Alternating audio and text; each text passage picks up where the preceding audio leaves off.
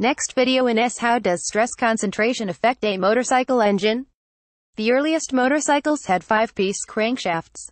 There were 2 main shafts, a crank pan, and 2 flywheels, 5 pieces. The main shafts fitted into the flywheels with tapers and nuts, and the same thing for the crank pins.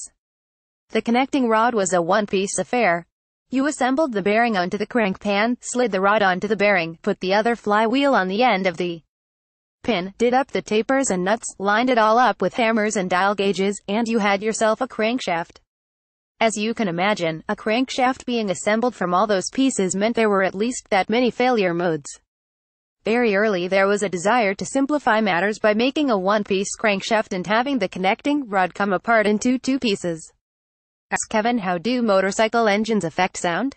Cycle World technical editor Kevin Cameron answers your motorcycle engineering and mechanical questions. During the 1960s, Honda elevated the art of tiny racing engines by building 50cc twins, a 125cc 5-cylinder, and 250cc and 297cc 6-cylinders. All of those engines had 1-piece connecting rods and crankshafts that were assembled by pressing all of these pieces together. Honda realized that was never going to be the key to making a mass-produced product. The 1969 CB750 inline 4 had split and bolted connecting rods and a 1-piece forged steel crankshaft, very rugged. That's the way MotoP and Formula One engines are built to this day. Kevin Cameron has been writing about motorcycles for nearly 50 years, first for Cycle magazine and, since 1992, for Cycle World. Kevin's unparalleled experience and knowledge of the sport were, and continue to be, prompted by a lifetime of curiosity.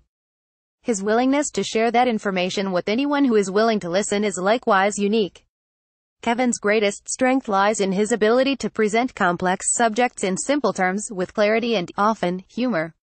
In this video series, shot in his home shop, Kevin draws upon his vast historical references to address modern-day questions. As Kevin has written, emotions bring us to engineering, but engineering then becomes a special way of confronting reality.